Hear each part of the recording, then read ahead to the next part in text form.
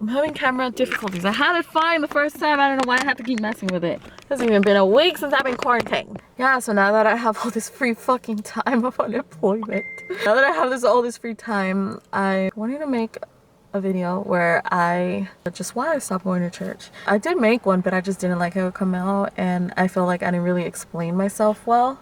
Anyways, I couldn't really fully explain my point like I wanted to, and I feel like now being a little bit more clear-headed and like why I really just stopped going. And for as long as I can remember, I've been Christian probably since I was like 10 years old all the way into like my early 20s. Church was my whole freaking life. Like I would be involved in youth groups, I would be involved in worship. Pretty much my whole life was centered around church. My perspective and everything was under the scope of a church organization. Why I really left was, I don't know, like every church that I had gone to, like I never felt like I fit in. I just always felt like there was something odd about me, or like I was way too different. Like in every youth group or young adults group, I always felt like I had to kind of tone down my personality. If you follow me in real life, you know that I'm something else, okay? That's the best way I can describe myself. I am really something else. I had to tone down my personality a lot because in church it's different. Everyone feels like they have to be all like, you know, like squeaky clean and polished. You can't talk like this, or you can't dress like this. I was always into like body modifications, dark makeup, dark wardrobe, but I always did like to mix it up. But it was always something like rock related. People in church would always just be like, you should separate yourself from the world or some shit. You don't want to appear like you're of the world. And I never really understood that phrase. Like, why are you guys saying of this world? Like, what are we, fucking aliens? Are we in little invader Zims here? Like, can you guys clarify that a little more? Like, okay, like what is the definition of how a Christian person is supposed to look like? Like the Bible doesn't say any specific thing, like you can only wear this brand of clothing. You can only wear, actually, it mentions something in the Old Testament about the type of clothing, but it doesn't say the brand, like, or the style. Or does it? Like I would just hear, you gotta dress like you're Christian, and I'm like, what does that mean? Like, do I dress in like a fucking long ass skirt or a dress? Like, every church would be so vague. They'd be like, you gotta appear Christian, you gotta show your testimony, and really like the only thing really descriptive about Christian dressing is modest dressing. But I mean, what is modesty really? Oh shit, that's getting deep, son. Maybe I'll talk about that later. What if I show a little bit of chest or legs or my arms or something? That's not really modest. The word modesty is just so fucking vague. I feel like a lot of Christians feel like they have that true understanding of the word when really nobody really understands it. The last church that I went to, it was I went there for like 2 years. It's a large church. It's one of the largest ones in Vegas, and I liked it, but there was still that feeling of not really fitting in. Like a good amount of my Christian friends weren't judging. They would just be like, oh, okay. I know that they had good intentions, but that still made me feel some type of way. You say that you accept me, but why do I still feel like you think I'm weird? They gave off those vibes like they don't want you there. If you know what it feels like to be in a place where you just don't really feel fully welcome, and all they're preaching about is just being welcoming and loving on God, it fucks with your head. It's like, what am I doing here? What are you guys freaking doing? What's the point of all of this? Like, you guys claim to want to spread love, but like you guys are doing the complete opposite of what you guys are preaching. They're constantly quoting the Bible, but like, do you study it even more in depth? Like, do you not realize, and I took theology classes, okay? I'm not saying I'm a smarty pants in the Bible, but I'm just saying, like, this is what I had observed. A lot of people, when they cherry pick the Bible, they don't freaking look up the history of what was going on back then. I think it was King David was talking about having many wives, or when God was talking to Abraham. The fuck? I get all these names confused. God was talking to one of the kings, and he had said something about wives. Wait. There was a king, and they were talking about his wives and all this stuff. When really, like, Christians nowadays do not believe in polygamy. They don't believe in divorce. But yet, these kings would practice all that. People don't realize, like, what society was like during those times, that a specific verse that they are quoting was written in. Back then, polygamy was okay. Back then, it was okay for the man to pretty much, like, have ownership over his wife or wives. that was society back then, where like they had to isolate menstruating women, where they were tax people, tax specialists, is that what you call them? Anyways, the equivalent of what would be a tax accountant, whatever the fuck, the equivalent of this current job back then was considered a thief. Back then people were fucking stupid. They didn't know how to like read or write, so the people that did know how to read and write took advantage of them, and that was society back then. These fucking Christians don't take into consideration that that was how it was back then, and that's not like, it's not like that now. Obviously, clearly, like, the man cannot have ownership over a woman. That's called slavery. Like, that's not right. You have to realize the history of when this was written and how it would correlate to today. You know, and it boggles my mind that a lot of them would consider themselves super Christian or such a knower of the word without really going deep into the word, the who, what, when, and why this was written like this. Like, I've gone to different churches of different denominations. The church that I was in the longest was probably like 7 years. It was in Assemblies of God church. My family started off in a non-denominational Spanish one. We always just went to Latino churches because my parents are from Mexico. So my mom feels more comfortable with Spanish, even though she knows English perfectly well. So that was my reality for years. It's just like Latino churches. And the thing is with Latinos, son bien old school. Like, bruh, old school to the max. Like, the woman has to stay in the kitchen. You have to pick up after your brother. You have to pick up after your dad. You have to cook for your dad. You have to cook for your brother. You have to wash the dishes. You have to do this. Oh, your dad's home. You should cater to him. The fuck? I didn't sign up for this. He could clean up after himself. He's perfectly able to do that. Thankfully, like, my mom is a little bit more modern. Like, she kind of instilled in me to do things for myself, but at the same time, she would still spoil my brother, and she would still do things for my dad when they were married. I felt like, in a way, like, my mom unconsciously instilled in me a sense of independence. Like, not to fucking really cater after a man. I mean, obviously, if it's your partner, husband, boyfriend, whatever, I'm totally for that, and I would want to do that for someone one day, but not to the extent where they don't have to pretty much lift a finger. It's kind of like half and half, like an equal partnership, like a fucking marriage is supposed to be. But again, a lot of these Latinos are super old school, and they think like the woman is supposed to cater for her man and do this and that.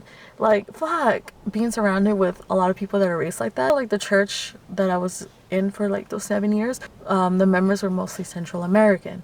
So they were Salvadoreños, Guatemaltecos, fucking, yeah, that was a majority. So like, us Mexicans were like the minority. But also about that too, I also noticed some low-key racism that I did not like. That racism kind of turned into self-hatred. I was racist against my people. Like, I was racist against Mexicans. Like, the shit they would talk about us. Like, if somebody confused them for being Mexican, like, it would be like the greatest insult to them. And it's like, I don't know, like, I would see that and I'd be like, so it's bad to be Mexican? Why is it bad to be Mexican? Like, I had those really ridiculous racist thoughts against other Mexicans. Like, just saying the worst things because I hated myself. Like, I know I learned that at that church, like, but yeah, I just kind of understand, like, if somebody mistakes you for Mexican, it's, you know, that person's just ignorant. Like, you can't really be mad at someone who's ignorant. Like, there's people that think all Asians look alike, all black people look alike. That's fucking ignorance, okay? If you react with like anger, it might feel some of it. You shouldn't respond to it like that, like, hell no, I ain't Mexican, the fuck? It's ridiculous. And don't get me wrong, Mexicans do this too. It's stupid. Like, I have Salvadorians in my family. That's fucking ridiculous that a lot of them would be doing this, especially at church. Y'all are over here calling each other hermana y hermano, but they're talking shit about their ethnicity behind their back. Like, the fuck is that? Bruh, really? Like, oh, I'm ashamed of who I was back then. And this was stuff I learned at church. I didn't really learn to be kind to others. I think that was just a thing in me to always try to be nice to people, but I wasn't really nice. I was just starky. I learned to talk shit about women that made choices over their own bodies, that dress in certain ways that do not align with how I think they're dressed. Like, I would talk so much shit. Like, why is that girl coming out with like her tits all showing? Why is she showing her stomach? Why is she wearing that little short thing? But yet now I'm all like, okay, maybe I could wear this. I will fucking go to Walmart and like booty shorts. Ones that cover my whole ass.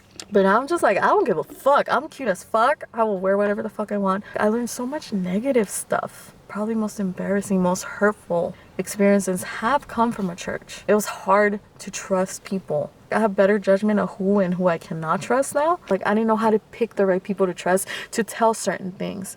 Learn how to trust the right people. Don't give away your trust like that. I also couldn't really form good girl friendships because there was always some sense of like competition or like some type of frenemy. I feel like there was always some kind of like we'd be cool, but then we weren't cool. We'd be cool with like everyone else but each other. That's how I was with like a lot of girls, and it fucking sucks. It's hard for me to form friendships because of that, and it followed me into my work life too. I remember this one incident, and I told my therapist about it, and I fucking cried. It was when I had that incident where I hit my head really hard on the chair. Like, all these memories just started coming back. This was like a month ago. Like, I told her that I remembered at one of these sleepovers. I had to have been like maybe 16, 17 years old. One of the sleepovers, it was the pastor niece whose house we slept at. Like, so it was like the whole girls group that would meet on Tuesdays. And I didn't really get along with the pastor's niece. I don't know, like, we'd always be beefing. And she's younger than me too. She was like my brother's age. She would just always be bitch to me, and I never really understand it. And yeah, sometimes I would bring that sass back, but I knew I had it in me to say more, but I was so afraid to start like problems. I was afraid that she was gonna like hit me or something, because and she still looks like this, but she's built like a fucking linebacker. That sounds fucked up, but it's very true. But anyways, back to the story. It was her, and she had her little like group of friends. Like, they'd always hang out together, and they would be in her room, I think. So I would hang out with the other girls, right? Like, when we all went to sleep, her and like her little friends, they fucking went around taking pictures of everybody in their sleep. Yeah, they even took a picture of me, and in the picture that they took of me, you could see like I guess you could see part of my nipple. I never saw that picture. Like, they wouldn't show me that picture, but I would just be told about it, and they would show some of the girls, and I just remember one of the girls telling me how they reacted. They were like, oh my god, what is that? Is that her nipple? Oh my god, ew, ew. When I heard that, like, y'all do not understand how embarrassed, how humiliated I felt, how ashamed of my body I felt. These fucking little evil bitches, they were doing stupid shit like that. Like, I know, knowing damn well that if someone did that to them, that they would throw a fit, but yet they were over here doing this to us. But then, like, they caught me slipping, and instead of like covering me up or whatever, they still took a picture, and they still decided to fucking make fun of me. And I held that in for so many years. I fucking cried to my therapist, and I cried to Hope too. I was like, why are girls so mean? Especially in church, we should be nice and like kind to each other and like get along, but that wasn't my story. Like, that wasn't my experience. These girls were so fucking mean, and I couldn't confront them. I was so afraid of confrontation. Had it been like how I am now, I would have knocked the fuck out of them. Like, not even caring if I would have gotten beat up or not. Because that is so fucked up, and no girl should ever have to go through that. And for so many years, I felt embarrassed about my breast. It didn't matter if like a guy would tell me like how much he liked. It meant nothing if I didn't like him either. Sorry, I'm getting a little emotional. And because of these fucking girls, they were one of the main reasons why I did not like this part of my body. I just wish I would have confronted them. I just wanted to cry, but I had to like put on a poker face, like, I'm fine, I'm good. Like, I just had to brush it off and like ignore everybody, when really in reality I wanted to, oh my god, punch her in the face and break her fucking phone. Same with her other two little friends. I would have fucking yelled at them, but then that would have started a problem, and that would have gotten my parents involved, and I didn't want that. Like, I always just thought about other people, like, who is this gonna affect? Like, I'm just gonna keep this to myself. But honestly, this didn't make it better, because the following year we were gonna have another girl sleepover. The girl's leader, she's 20-something-year-old, fucking vain as fuck. I remember they were talking about the rules about what was gonna happen during the sleepover, and then she talked about that incident. This is how she said it. She said, please, when everybody's asleep, leave everybody alone, because we had an incident last year where some girls were taking pictures of some of the other girls, and one of the girls' boobs ended up being in that picture. I was right there in the room and they just regarded me as just someone. And there were also girls in there that were there when that happened. I felt so embarrassed. I felt like I couldn't even speak up. Like I didn't have a voice to say like, what the fuck is your problem? Why couldn't you talk to me before this happened? Like before you were gonna tell everybody, you know, my business. Just I stayed quiet and just fucking swallow that pill. I spent years swallowing hard pills of people just taking jabs at me. I can't take it. And it's sad to say, but like a lot of this did come from church. It's another reason why I don't go, and I want people to understand. Like, I'm not saying like, you know, leave the church or whatever. I'm not saying that at all. But I'm saying if you are involved in the church, if you're a church leader, you need to be aware of how you talk to people, of how you treat people, how it's gonna come off to other people. Like you may not understand it, or you may think that you have good intentions, but really you don't. Like I remember this one church, it was an English church that I was following. I had gone to a service with my mom when we were exploring different churches. I'm gonna put this on blast, like I don't give a fuck. It's called the Potter's House. This church, they're a bunch of homophobes. I remember being there and the preacher was talking about like gays, and he talked about it in such a hateful way that even like the congregation was just kind of like cheering him on and like saying ew. And it hurt me. I was just like, the fact that they were just being so hateful hurt, because I had friends that were gay, I have lesbian friends, I have bisexual friends. So like to hear people just being so hateful towards people that are similar to your friends, it's just like, dude, what the fuck?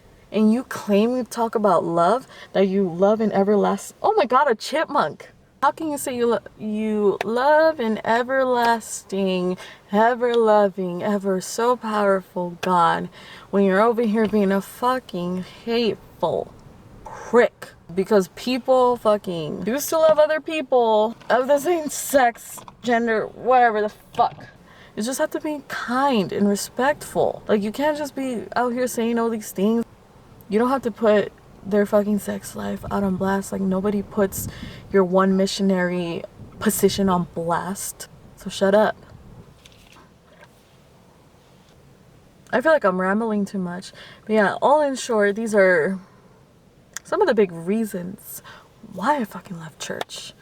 But did that make me a non-believer? I would say I struggled a little bit with my faith. I had doubts. I was leaning towards the agnostic side for a minute.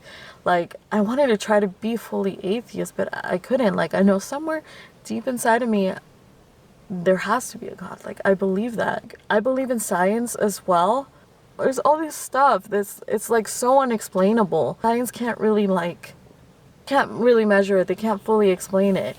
I don't know, there has to be a creator for a lot of this stuff. I did go back to church. Well, I went to one service like maybe 2 weeks before all of Vegas shut down. Why does it have to happen now? Like I went back to church just to try it out, and I went to my mom's church. It's another Latino church, it's bigger. But it was cool. I feel like I've been meaning to read the Bible again and read more of my Christian books. I have all this free time to do all of that.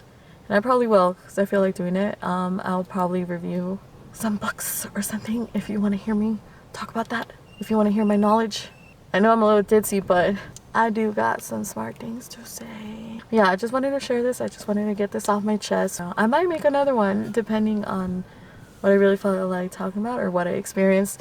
If you find this amusing, like this video. It sounds weird saying that, but like this video, comment or DM me, please. I'm always open to suggestions. I'm always open to discussions. I like, you know, like a friendly debate or trying to understand other people's point of views and like trying to get people to understand my point of view. I'm always open for that. You can DM me